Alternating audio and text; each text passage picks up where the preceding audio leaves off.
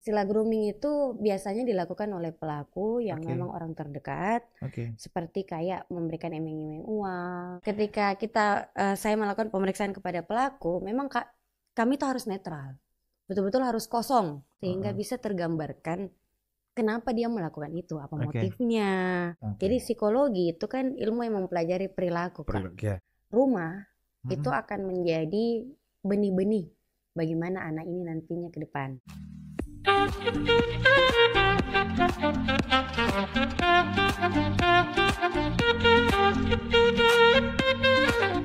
Bismillahirrahmanirrahim. Assalamualaikum warahmatullahi wabarakatuh. Kawan-kawan Portal Media, kembali lagi di kita di podcast Portal Media. Hari ini saya harus podcast dengan muka yang kering karena depan saya ini tukang baca-baca muka katanya. Saya sepengetahuan saya beliau ini seorang psikolog, beliau direktur dari Biro Psikologi Human Resource. Nah, sebentar saya tanya ini apa ini sebenarnya? Cuma saya harus kering mukanya supaya tidak terlalu terbaca. Ada Kakak Anissa Maharani. Ya, waalaikumsalam Assalamualaikum. warahmatullahi wabarakatuh. Sehat, Mbak? Alhamdulillah sehat. Sibuk? Ya, kemarin Sibuk. kan sedang sibuk. Iya. Lagi ada kerjaan Lari jadi sibuk. kebanyakan. Jadi tadi di opening saya singgung itu Biro Psikologi dan Human Resource. Iya. Ini apa? Yang saya tahu biro tuh FBI, CIA, itu biro tuh. Biro. Ini biro psikologi apa? Ngapain sih? Jadi Biro Psikologi saya namanya itu Daya Potensia. Ya, Daya Potensia Indonesia, Biro Psikologi dan Human Resource. Ya, Iya. oke. Fokus dalam memberikan layanan psikologi di bidang psikologi klinis, psikologi industri dan organisasi, psikologi pendidikan, psikologi forensik, psikologi sosial. Subhanallah, banyak sekali. Itu apa? Semua bedanya psikologi forensik, psikologi. Ya, kalau klinis kan itu biasanya yang memberikan konseling atau konsultasi psikologis untuk masalah-masalah sehari-hari, yang mungkin memunculkan kondisi-kondisi yang buat dia tidak bisa efektif dalam beraktivitas.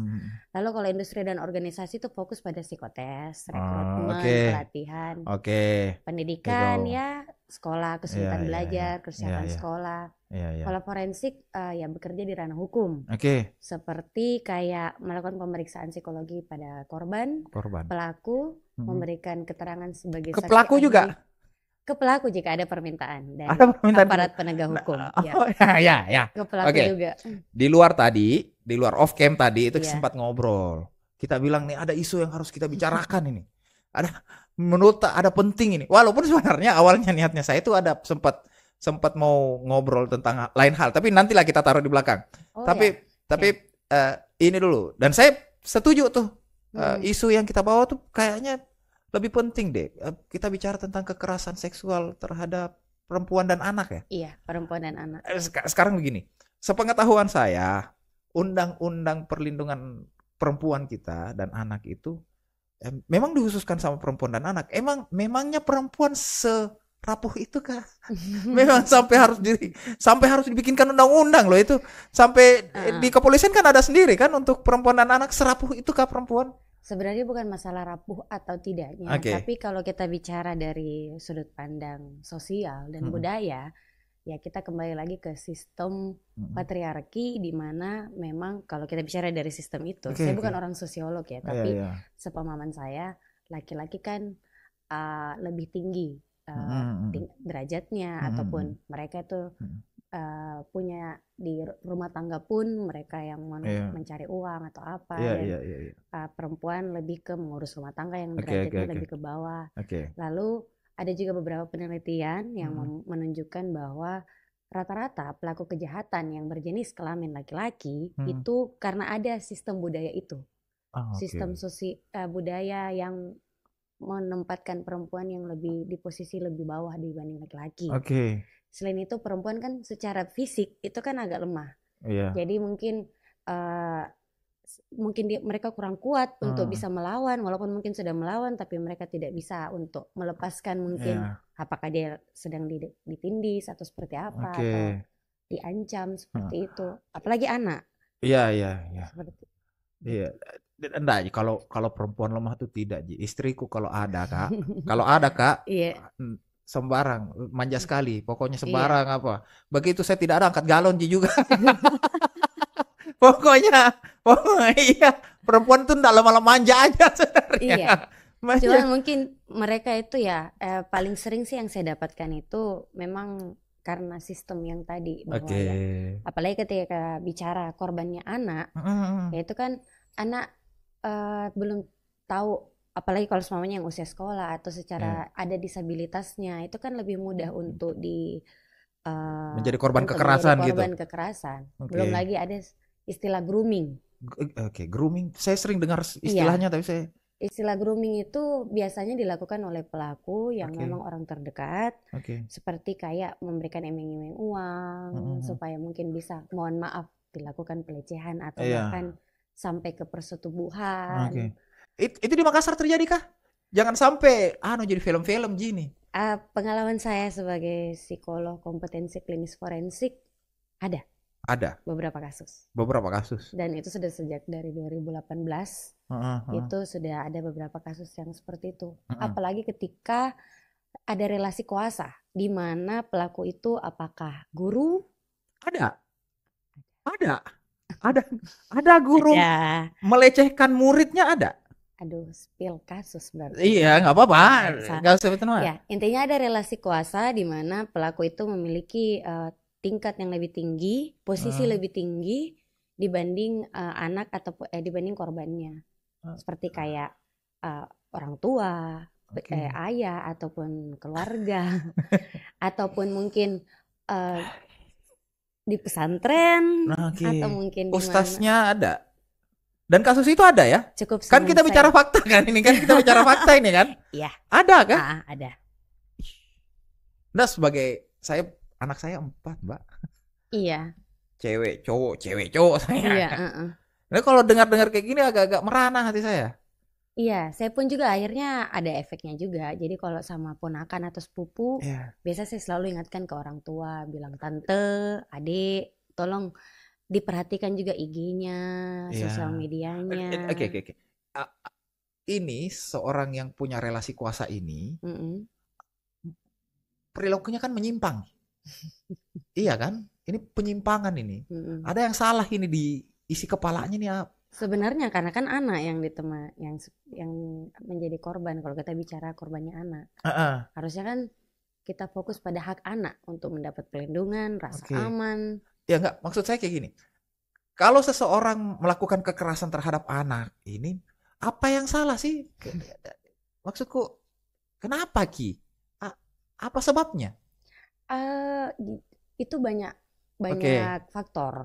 Apakah dari tipe kepribadiannya memang, yang dia tipikal orang yang merasa bahwa tidak menjadi masalah melakukan pelanggaran begitu, atau dia juga mungkin dari segi ketertarikan seksual dia lebih tertarik terhadap anak kecil, atau mungkin dari kesempatan yang ada di sekitar dia itu, anak-anaknya kah, anak kandungnya kah, secara ada kasus seperti itu, atau keluarga atau siapa. Bisa jadi juga karena ya dia pernah menjadi menjadi korban sebelumnya. Trauma itu ya. Iya, atau bisa juga ketika konsepnya di sekolah, biasanya itu apakah itu dianggap sebagai bentuk hukuman atau Tunggu dulu. Sudah mulai aneh-aneh ini barang ini. Tunggu dulu. Kita bicara pelaku ya, dari sudut pandang dia memang unik sekali. Iya. Menggemaskan. Ada guru di sekolah, kan fakta ini ya, ada kan? Ada guru di sekolah yang cabul terhadap anak muridnya, dan itu karena dia merasa bahwa ini bentuk hukuman saya ke dia. Iya, itu pernah ada yang saya ketahui. Dan di sekitar kita ya, di Makassar ini ya. Iya. Cukup senyum saya saja yang menjawab ya. Iya, jadi itu tapi yang dilakukan ke siswa, bukan siswi. Apa ini? Iya, jadi korbannya itu anak yang dianggap nakal, dan perilaku pencabulannya itu pelakunya kan laki-laki. Jadi itu karena dianggap itu sebagai bentuk hukuman. Ya Allah Akbar, ya Allah, subhanallah, astagfirullah. Ya makanya itu unik sebenarnya. Jadi ketika saya melakukan pemeriksaan kepada pelaku, memang kami tuh harus netral, betul-betul harus kosong, tidak membawa judgement yang dari nilai ataupun nilai pribadi kami. Sehingga ketika terbangunlah profil psikologis dari pelaku, sehingga bisa tergambarkan kenapa dia melakukan itu, apa motifnya. Paling utama kan yang paling sering dicari kakak kan dari hukum, berarti yang sering dicari kan adalah motifnya. Iya. Sehingga kita perlu membangun dinamika psikologis, orang ini kenapa sih dia punya istri, punya anak gitu. Tapi kenapa dia melakukan itu? Apakah memang sebagai bentuk penyimpangan perilaku seksual atau ada hal lain? Ternyata sebagai bentuk power, kekuasaan. Dan karena dia adalah guru, jadi ya ini hukuman saya buat mereka. Merasa paling gagah tuh bisa jadi perilaku menyimpang ya? Iya, apalagi ketika dia merasa bahwa karena dia gagah, dia oke. Sehingga tidak menjadi masalah melakukan itu. Belum ditambah lagi dia punya kedudukan, punya peran di satu institusi, enggak ya bisa dia lakukan. Nah, saya pikir yang kayak gitu-gitu di film-film. Ya, serius kayak ini. Dan itu terjadi di sekitar kita ya? Iya, itu gini nih. Apa istilahnya yang suka anak kecil tuh? Pedofil. Iya. Ada ndak ciri-cirinya tuh? Kita bisa nilai dia kayaknya pedofil nih. Ada ciri-cirinya ndak? Kalau untuk ciri-ciri sebenarnya kan biasanya ya orang yang melakukan grooming itu akan sangat manis. Dia bisa melakukan pendekatan yang mungkin bagi orang tua saja dia kaget. Kok bisa orang itu melakukan begitu? Padahal kan dia semanis itu dia. Iya, jadi dia bisa pelan-pelan mengambil hati. Tapi itu kembali lagi ke profil dari orangnya tersebut begitu. Kalau pedofil itu mereka kan sangat gampang arouse, apa sih bahasa Indonesianya yang kayak tergairahkan. Iya, ketika melihat anak kecil. Biasa kan ada yang pernah saya dapat itu istilah loli. Loli itu biasanya ada pernah saya baca, bukan baca kayak dokumenter. Sambil minum mungkin apa sih? Dari tadi kita baca kopi. Iya, tebal masih banyak susunya. Iya. Jadi ada dark web, di dalam itu video-video loli. Jadi anak-anak kecil itu dibilang loli. Jadi bahkan video anak yang mungkin lagi main-main di pantai, hanya pakai baju kutang, kan biasa tuh anak-anak main gitu di pantai tuh Kak. Iya, dibilang ih seksinya. Langsung berdiri itu gitu. Saya mohon maaf Kak, saya kalau bicara kekerasan seksual agak vulgar. Iya, podcast ini. Fakta tuh Kak. Iya, fakta kita bicara. Iya. Saya jadi tuh hati-hati sekali kalau saya pikir anakku jadi objek seksual orang tuh, bagaimana perasaanku itu. Iya, makanya sebenarnya perlu untuk dibatasi juga. Oke. Tapi kan tadi kalau saya dengar pembicaraan ini kan orang terdekat, ada yang orang tua, guru loh. Om. Mau ke apa? Guru mengaji. Pesantren yang kita pikir let's say misalnya akhlaknya terjaga di situ kan. Bahkan ada beberapa orang yang menjadikan pesantren itu jalan keluar, malah anaknya bandel misalnya kan ada kan. Cuman maksudku, saya bisa apa Mbak? Masa saya tidak kasih sekolah anakku? Biasanya kita ada lagu. Iya, jadi mohon maaf ini kalau suara saya jelek. Ya, oke. Itu kita lagi sentuhan boleh, kepala, tangan, kaki. Karena sayang. Sudah bisa lagi. Sentuhan tidak boleh yang tertutup baju dalam. Saya lupa pokoknya intinya kalau sudah begitu langsung lapor ke orang tua.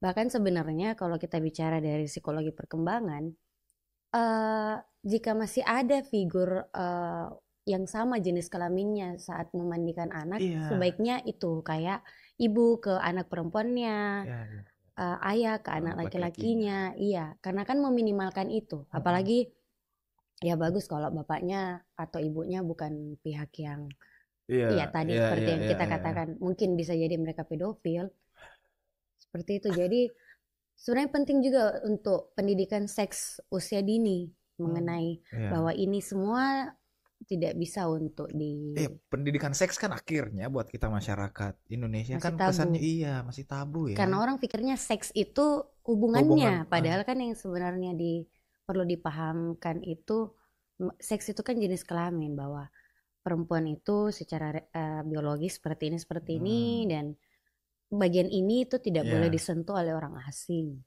Mau laki-laki ataupun mau perempuan, dan ketika ada yang mulai berani menyentuh itu langsung diceritakan ke orang tua, sehingga perlu juga komunikasi antara orang tua dan anak gitu. Dek, tadi kita ngobrol di luar juga sempat kita ngobrol soal betapa keluarga sendiri itu tidak adil terhadap korban pemerkosaan misalnya. Iya. Di Birota ada beberapa kasus yang Iya, saya pernah diusir dari jam 8 malam dari satu daerah. Jadi kan saya juga psikolog rujukan dari Lembaga Perlindungan Saksi dan Korban, sehingga sesekali akan keluar kota. Kayak kemarin pas kita chatan Kak, saya lagi di Jeneponto. Gitu. Jadi memang akhirnya saya diusir karena pada saat diantar pulang korban dan anak ini setelah pemeriksaan di rumah sakit, keluarga sendiri dari ibunya itu menganggap bahwa kenapa harus dilapor bapaknya kan, dan dia menyalahkan ibunya karena ini secara ekonomi yang menanggung ibu dan anak ini masih bapaknya. Jadi ketika bapaknya ini tidak ada, keluarganya ini akan merasa terbebani dengan adanya ibu dan anak ini. Sebentar, perempuan diperkosa, anak diperkosa, bukan diperkosa, dilecehkan. Anak nih berarti di bawah 18 tahun ya? Dia usianya belum SD. Astagfirullahaladzim. Iya, bapaknya. Akhirnya laporannya dicabut. Allah. Iya, karena bukan orang tuanya, karena keluarga dari ibunya sendiri, kan ibunya yang melapor. Setelah akhirnya mendapatkan langsung bapaknya tidur, lalu pas dia bangun, tangan bapaknya sudah di dalam. Allah. Mohon maaf ini pemirsa. Tidak, ini. Mohon maaf Kak. Bapak kandung. Iya, tapi akhirnya dicabut laporannya. Ya, dan saya diusir. Mamanya tidak mau, keluarga ibunya tidak mau suaminya dilapor. Iya, karena masalah ekonomi. Bego betul itu ya. Ya. Iya. Kok belum ini saya cerita apa dia bilang ke saya? Iya, apa dia cerita? Apa cerita? Oh, aku bilang Maki. Bilang Maki. Udah apa? Agak vulgar. Enggak apa-apa. Masih kecil Ji. Tunggu. Sembuh Ji nanti ya. Mohon maaf pemirsa, di titit saja kayak di lapor Pak biasa di titit. Iya, itu tadi titit. Iya. Itu bicara di depan saya kayak begitu, dan ada mama dan ada anak tersebut. Oke. Berusaha dibujuk tapi tetap aja mamanya akhirnya mencabut laporan. Oke. Speechless gak? Apa sih efeknya buat si anak nih?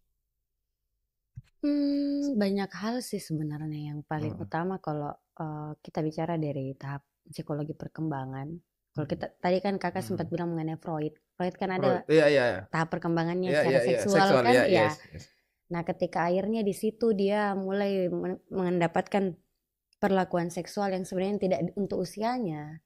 Bisa jadi kan mungkin untuk anak tersebut yang saya cerita tadi dia belum memahami bahwa itu adalah sesuatu yang kurang baik. Akan tetapi dan mungkin orang akan bilang kan nanti dilupa Ji karena kan masih kecil Ji. Kurang ajar itu. Iya. Itu. Tapi ketika dia besar tanpa disadari ada pencetus, ada trigger yang buat dia kayaknya kemarin itu saya waktu kecil dikasih begitu sama bapakku. Itu kan akhirnya bisa buat dia menjadi membenci laki-laki atau akhirnya malah mencari hal yang sama di luar sana. Jadi sudah tidak ada batasan moral antara benar dan salah. Bisa jadi juga paling seringnya itu sih kalau kita bilang post traumatic stress disorder, gangguan traumatic stress disorder, gangguan trauma pasca kejadian traumatik begitu, gangguan psikologis, depresi, kecemasan. Tidak jarang juga itu ada korban yang mau bunuh diri, sudah melakukan percobaan bunuh diri, tidak mau pergi ke sekolah lagi karena ada temannya yang keluarga dari pelaku dan menyebarkan berita itu di sekolah sampai akhirnya dia tidak mau ke sekolah, atau akhirnya sekolah yang mengeluarkan dia karena ada sekolah mengeluarkan korban. Ada.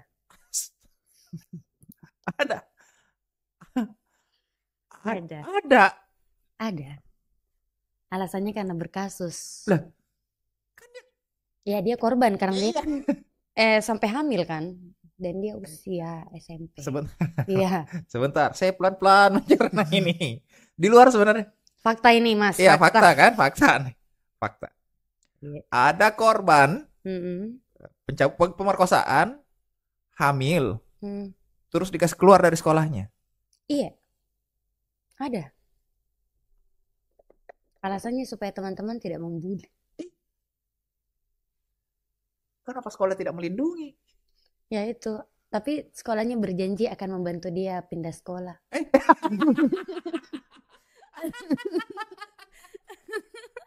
Atau ikut ujian apa supaya naik SMA.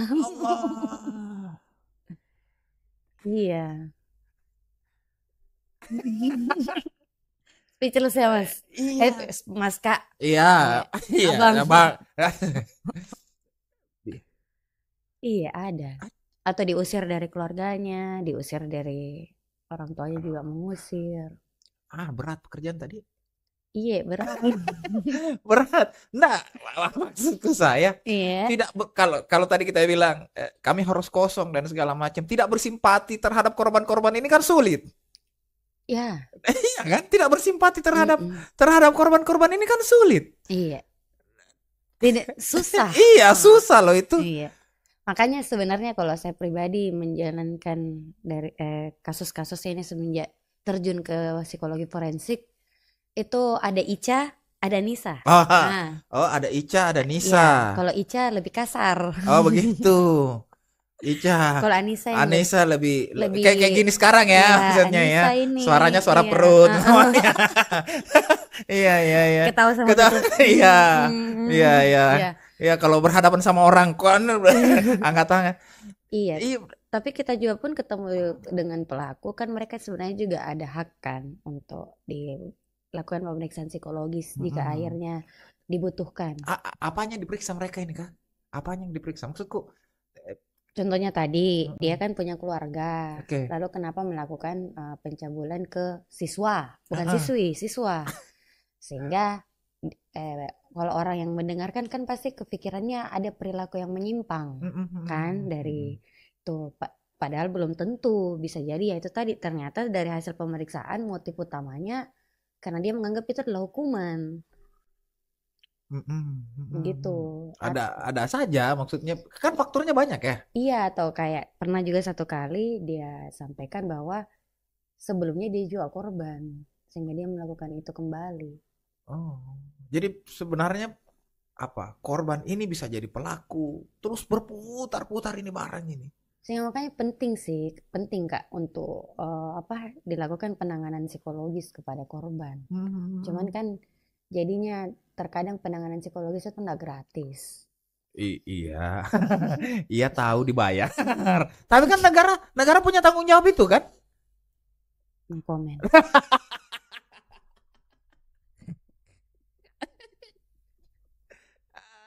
Aduh. No comment. No comment. Oke. Oke, ini manisnya ya. Iya. Kalau Ica kemungkinan langsung ngomong tadi. Iya. Tapi ini yang keluar tuh Nisa. Oke. Terus sorry, sebenarnya tujuan niat awal saya sih sebenarnya kan beberapa hari ini tuh lagi hype, lagi panas tentang perselingkuhan. Bukan cuma buat kakak. Di biro psikologi kami juga itu dibahas tadi. Bagaimana itu? Iya. Bagaimana itu? Nah, kalau kan kita tidak mau menjustifikasi seseorang, benar salahnya kan kita tidak tahu nih, kan begitu. Tapi kalau kita anggap aja demi pembicaraan kita nih cerita, kita anggap aja benar, kita anggap aja, kan tidak harus dianggap benar. Apakah tadi saya sempat ngomong di luar, adakah kesempatan orang selingkuh sama orang yang tidak lebih cantik, tidak lebih kurus, tidak lebih putih, tidak lebih kaya, tidak lebih cerdas daripada istrinya?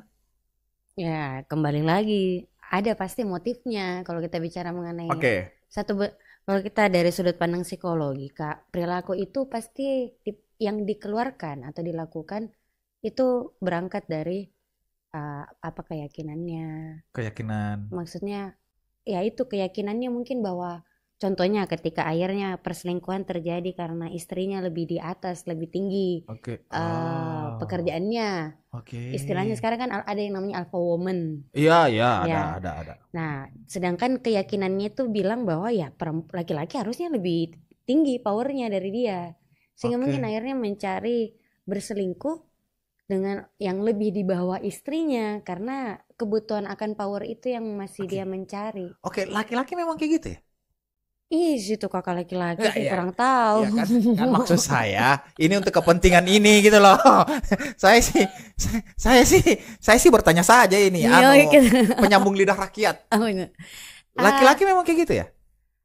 Saya tidak bisa mengeneralkan karena ada juga laki-laki yang bisa menerima bahwa pasangannya ataupun istrinya tuh alpha woman gitu. Iya, kan kembali lagi pribadinya kan. Iya. Kan begini tuh. Ibu siapa namanya? Ustaz Anissa juga ya namanya ya? Ustaz? Iya, yang psikiater itu loh, yang selalu bicara tentang otak perempuan, otak laki-laki. Psikiater. Ya itu. Itulah. Iya. Dia secara ilmu otak katanya memang laki-laki katanya selalu harus harus lebih gagah dari perempuannya. Kalau psikologinya gimana? Iya kan kalau kita bicara dari psikologi perkembangan itu pun juga masuk ada kalau kita bicara mengenai peran gender ataupun perkembangan perempuan dan laki-laki ya itu akan sangat dipengaruhi oleh masalah budaya dan sosial. Jadi psikologi itu kan ilmu yang mempelajari perilaku kan. Apa yang membentuk satu perilaku itu dari sosialnya, budayanya, nilai yang dianut, masa lalunya, pengalaman-pengalaman hidupnya. Susah jadi psikolog deh. Iya. Tukaran Kim. Iya, jadi banyak memang akhirnya kami juga diminta untuk akhirnya ikut juga mempelajari mengenai sosial budaya, khususnya ketika kita bicara pakai kacamata budaya Bugis Makassar. Seperti itu. Saya kasih general pada pertanyaan. Iya, general, Kak. Karena kalau kasus-kasus tadi agak sensitif, Ki. Iya, apalagi yang lagi viral.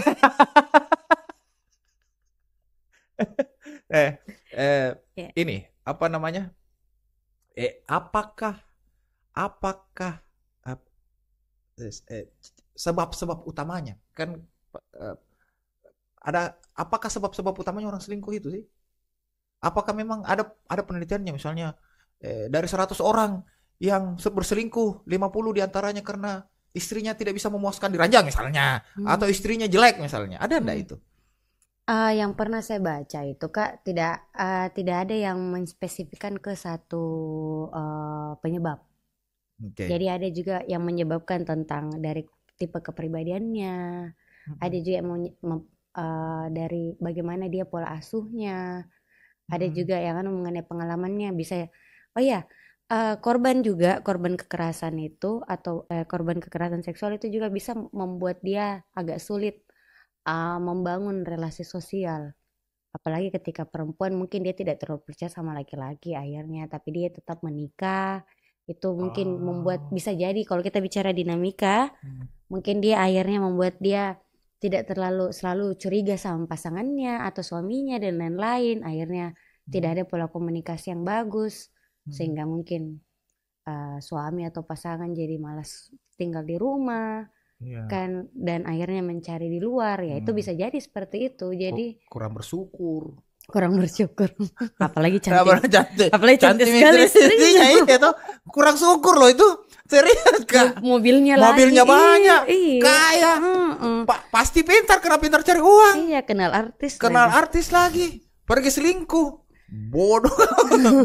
Enggak, saya pernah nanya, saya pernah kan sekarang tuh literasinya bukan buku, itu TikTok sekarang. Saya pernah nanya juga kan. Jadi satu ketika saya dapat klien masalah perselingkuhan, pasangan suami istri, tapi dia masih mau tetap melanjutkan. Yang selingkuh adalah suami. Yang berselingkuh suami. Ya, jadi saya agak penasaran.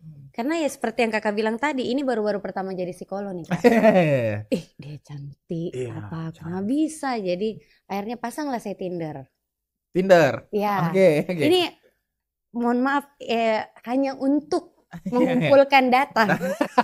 Bukan main sendiri ya, tidak main betulan ini ya. Karena ternyata ini observasi ilmiah. Iya, bukan ilmiah juga sih. Penasaran saja Kak. Nah, di situ saya ketika beberapa chat dan mereka sudah beristri, ternyata ya alasannya karena istri kadang tidak mau capek, katanya sudah capek, sehingga ketika suami minta dia tidak mau, dia maunya itu yang ditemani itu tidak usah ngomong apa-apa, cukup anu saja. Ada ada masalah posisi, dia punya fantasi. Iya. Mau seksnya tapi tidak mau bicaranya. Iya, kayak begitu. Atau seumpamanya capek dengar istri marah-marah terus di rumah, jadi cari teman cerita. Ada juga ya? Ada, tidak ada dia dapat teman cerita dari istrinya sudah tidak bisa diajak cerita kayak dulu. Atau bahkan ada juga yang karena stretch mark. karena dia mengandung anakmu, muncul stretch marknya, ya, lalu langsung jelek buntut badannya, merasa tidak bergairah lagi. Gemes. Padahal ya kan kadang saya ingat tuh namanya istri ya, tumbuhnya ke samping kan, tidak ke atas. Kalau istri kan kalau suami tumbuh ke depan. Kalau istri kan tumbuh ke samping, tidak ke atas kan. Ada, saya pernah ini saya bilang tadi, kita kan literasinya sekarang literasi TikTok toh, bukan di buku toh. Jadi di TikTok juga banyak sumbernya salah. Di TikTok tuh saya pernah lihat begini, orang yang sering bergonta-ganti pasangan, seksual terutama, sebelum menikah, itu 45-65% lebih besar kemungkinannya selingkuh daripada yang tidak bergonta-ganti pasangan. Menurut psikolog nih, mendengar itu bisa jadi benar. Berarti pacaran penting. Tergantung lagi kembali gitu. Jadi kalau kita bicara dari ilmu psikologi itu Kak, sebenarnya tidak bisa kita lihat itu hanya putih hitam. Kita harus lihat gray areanya atau warna-warna lain dari orang tersebut. Jadi setiap kali saya ditanya bagaimana pendapat saya, ya kembali lagi bahwa ya mungkin saja untuk beberapa orang penting untuk pacaran, biar mungkin dia bisa kenal orang tersebut, bisa tahu bagaimana pola pikirnya, bagaimana kalau dia berkomunikasi. Enak gak ngobrol sama dia. Cuma kan kita tidak tahu 24 jam akan seperti apa. Iya betul.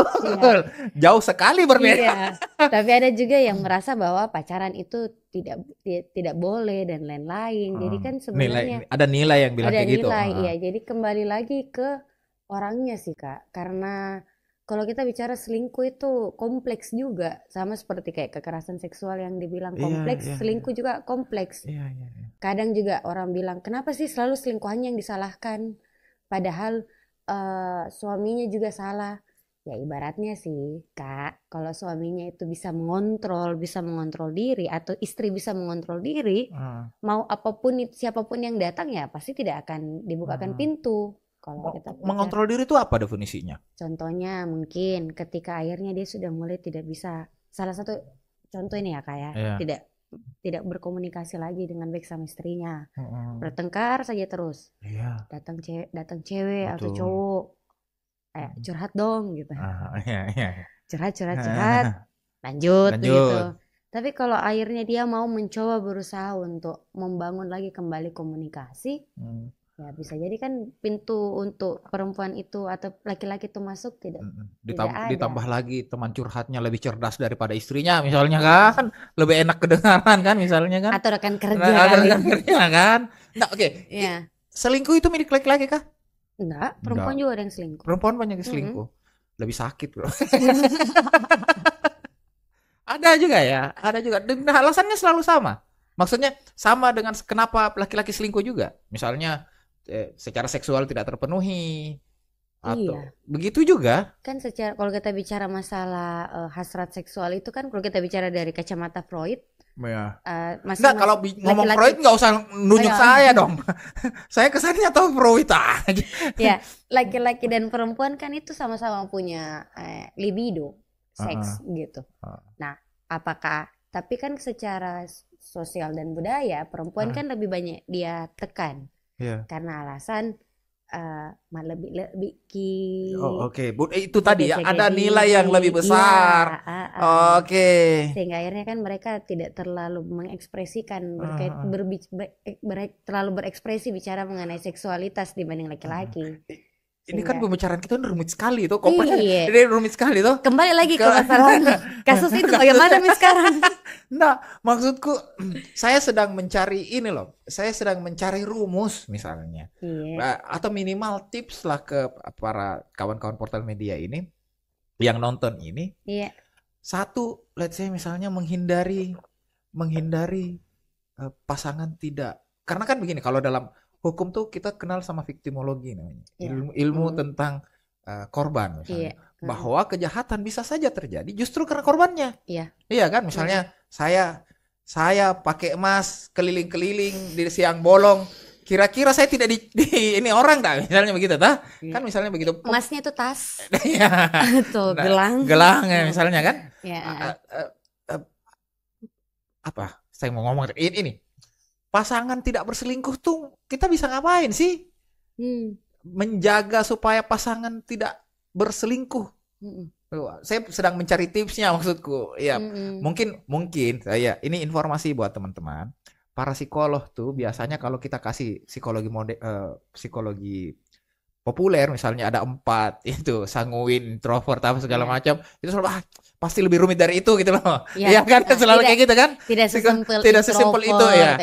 Iya, cuman kan kita bicara ke masyarakat luas nih. Nah, kita coba ini ya disimpel-simpelkan ya, bukan. Iya, mudah-mudahan disederhanakan ya.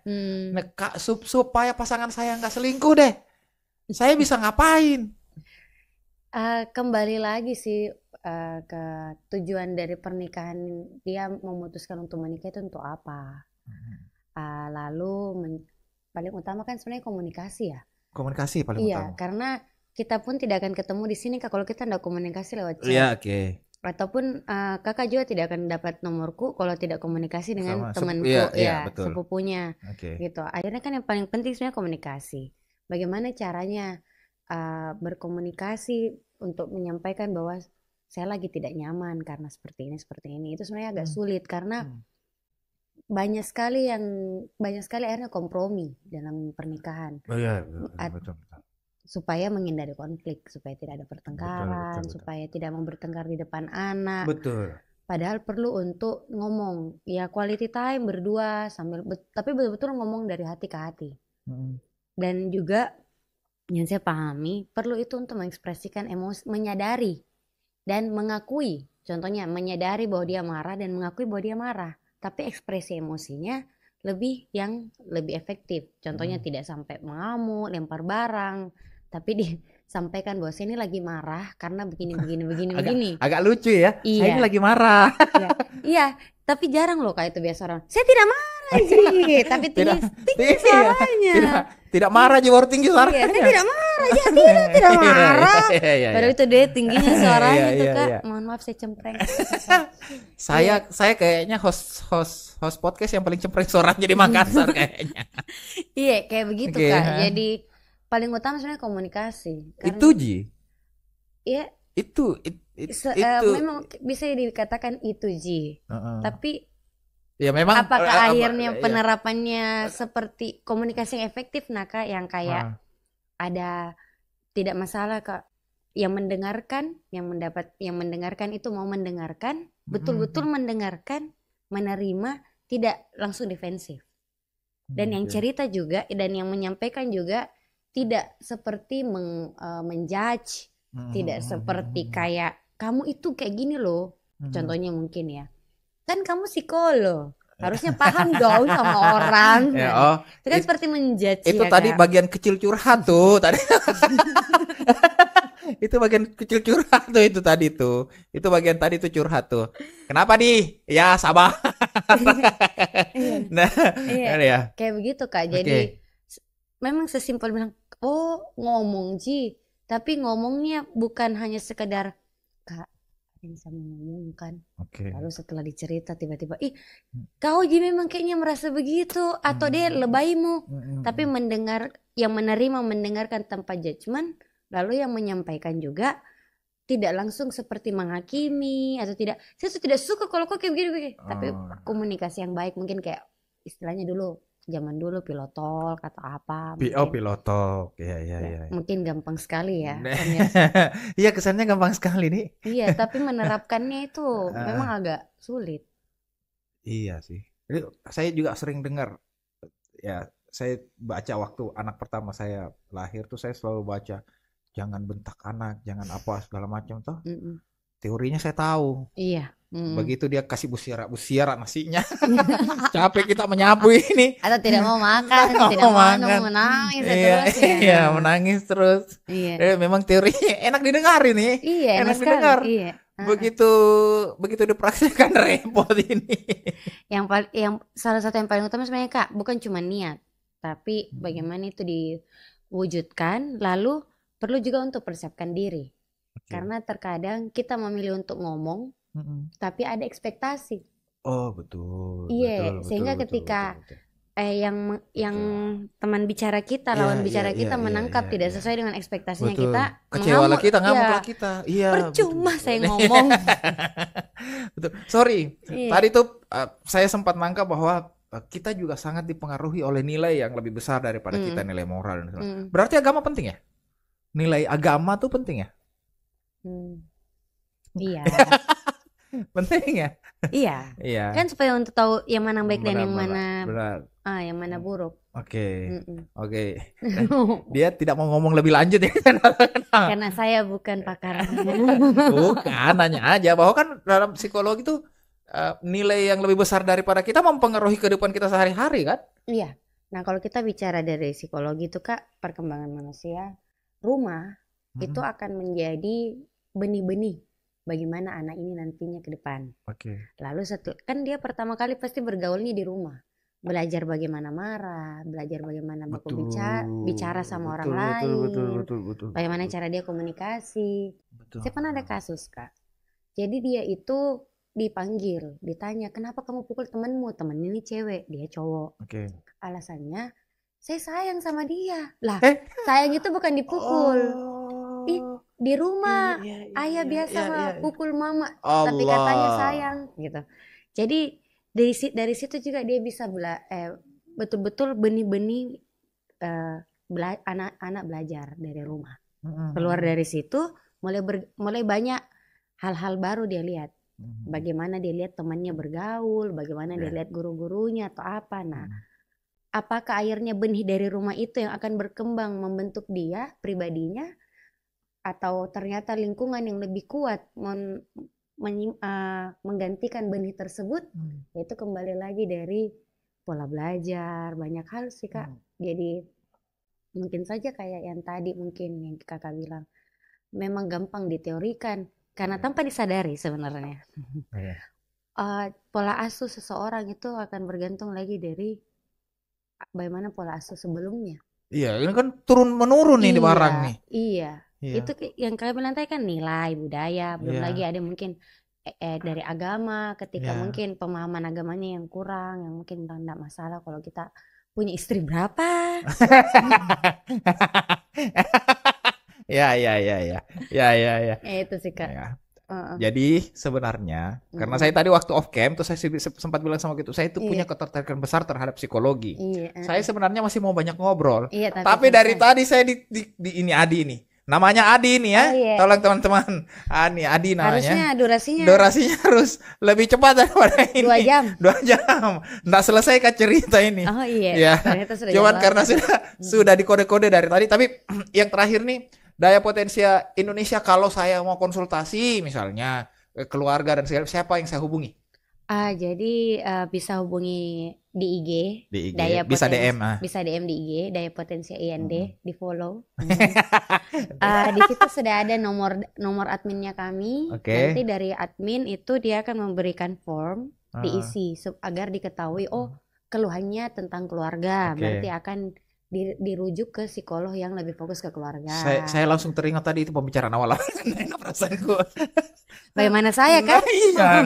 Ini masuk lagi nih. Jangan. Itu Adi dari tadi nak kuliah ya. Ini baru-baru ada lagi nih masuk permintaan dari Polres. Saya doakan mudah-mudahan kasus yang kita tangani berakhir baik-baik saja semua. Iya, saya juga doakan semoga semua yang berniat untuk berselingkuh. Jangan gitu ya. Jangan. Mending kawin lagi Mas. Karena kan tadi kita lupa bahas Kak tentang pengaruhnya terhadap anak. Iya. Nanti Pidi. Iya nanti. karena dari tadi. Iya, nanti insyaallah Adi ini. Mau makna lempar ini Adi ini. Iya. Terima kasih kawan-kawan portal terima kasih Mbak Nisa. Terima kasih kawan-kawan Portal Media. Terima kasih sudah mampir di podcastnya Portal Media.